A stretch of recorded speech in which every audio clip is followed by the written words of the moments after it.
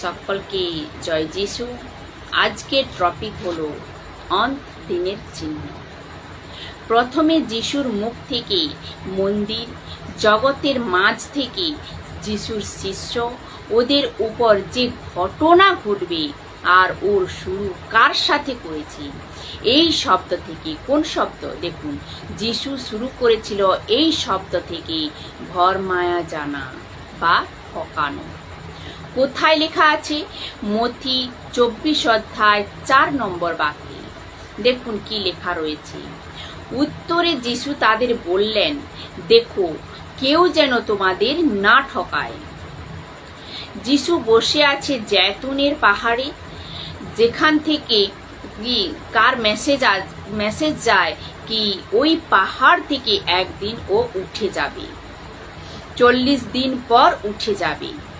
এই পাহাড়ে এই শিষ্য 11 লোক বা 120 জন এভাবে দেখছে কি কখন ফিরে আসবে। দুজন পুরুষ এসে বলে কি ফিরে আসবে, যেভাবে গেছে ওভাবে ফিরে আসবে। কিন্তু এর আগে এক মিশন রয়েছে, এক টাস্ক রয়েছে, কাজ রয়েছে, ও তো করো। তো যিশু এক এরকম শব্দ বলে কি দুনিয়ার মাঝের জায়গা থেকে পুরো দুনিয়াতে যে সবার প্রথমে চিহ্ন ঘটবে, অন্ত এসে গেছে। যিশু ফিরে আসবে, যিশু আসার কথা, ওর সবার প্রথমে চিহ্ন মসিহির ওপর ঘটবে। ও কি? ও হলো ভরমায়ে জানা বা ঠকায়। যিশুর কলেসিয়া ভরমায়ে যাবে। যিশু ওদের উত্তর দিল, সাবধান, সাবধান থাকো কি কেউ তোমাদের না ঠকায়। এখানে দুটো কথা বোঝা যাচ্ছে। এক হলো এরকম মাসি হবে যে কোনো ব্যক্তি আসুক না কেন ও ওর জালে ফাঁসবে না। আর 2 নম্বর হলো এরকম মাসি হবে যে ওকে এক বাচ্চাও ফাঁসিয়ে দিতে পারে। আর লেখা আছে ভরমায়া জানা বা ঠকানো। এর অর্থ হলো 2 ধরনের লোক রয়েছে। এক, যে কেউ তুর্রম খান এসে যাক, অর্থাৎ বড় থেকে বড় ব্যক্তি এসে যাক, ঠকানোওয়ালা, কিন্তু ওকে ঠকাতে পারবে না। এখানে 50-50 চান্স রয়েছে। ঠকতে পারো, আবার নাও ঠকতে পারো। তো তৈয়ার কার হাতে? আপনার হাতে, আমার হাতে। যিশু কিছু করবে না, পবিত্র আত্মা কিছু করবে না, আপনাকে দিয়ে দিয়েছে। যা কিছু করার ছিল রাস্তা দেখিয়ে দিয়েছে, আপনার কাজ হলো ওই রাস্তাতে চলা। আপনারা একটু ভেবে দেখুন যিশু একে কেন রেখেছেন। আপনাদের মনে আছে পাহাড়ি উপদেশ, মথি 7 অধ্যায় 12 নম্বর বাক্যে যিশু বলে যে মিথ্যে লোক আসবে, মিথ্যে ভবিষ্যদ্বক্তা আসবে, তোমাদের ফাঁসিয়ে দেবে। মনে রয়েছে কি না? তো ভেবে দেখুন কি যে জগতে সেন্টার মন্দির জেরুসালেম, ওখান থেকে পুরো দুনিয়াতে এক মেসেজ আসছে কি তুমি ঠকতে পারো। যিশু বলছে কি সাবধান। এরকম কেন? আর কতবার বলেছে সাবধান, সাবধান।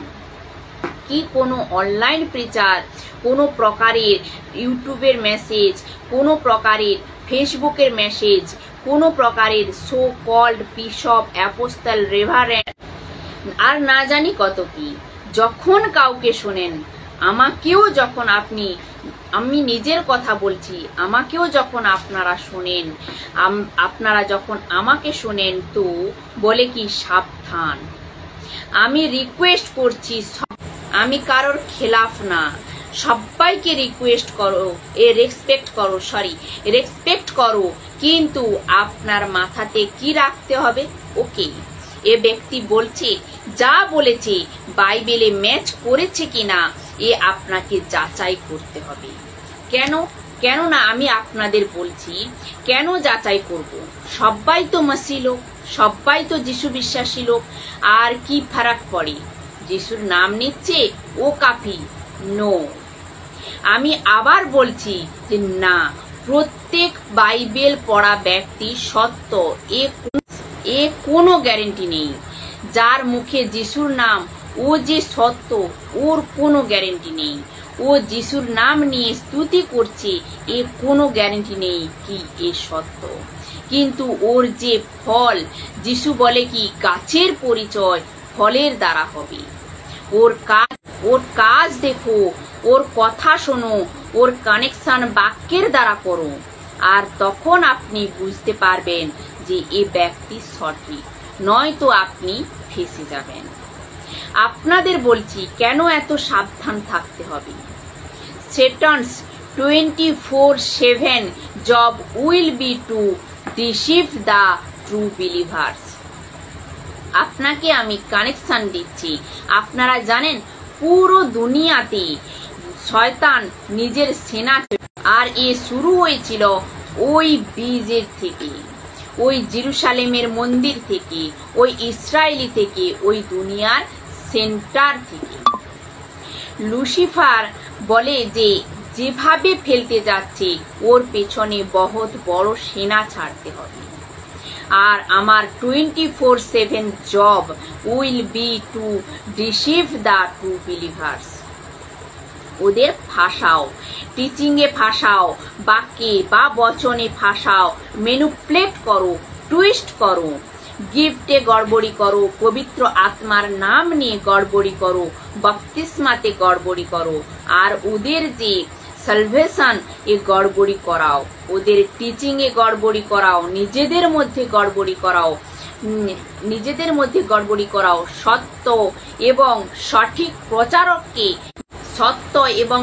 সত্য প্রচারককে না শুনে এরকম গড়বড়ি করাও।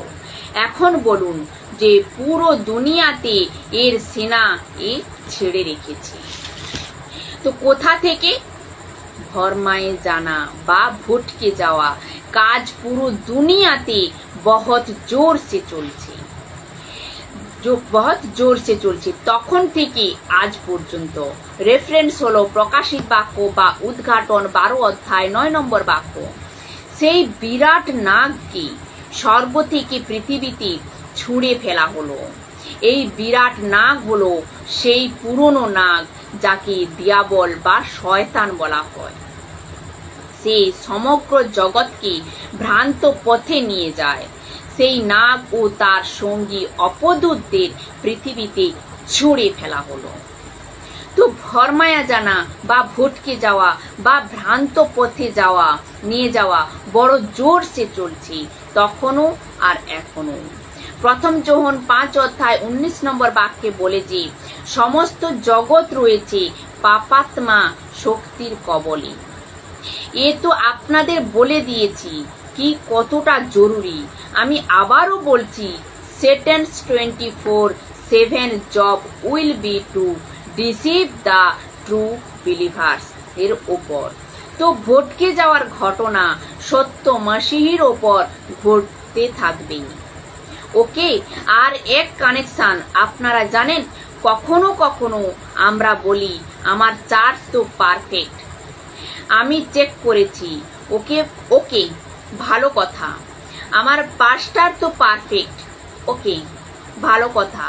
আমার অনলাইন প্রিচার তো পারফেক্ট, ওকে, ভালো কথা। কিন্তু আপনাকে চেক করতেই হবে, অর্থাৎ চেক করতে থাকতে হবে আপনাকে।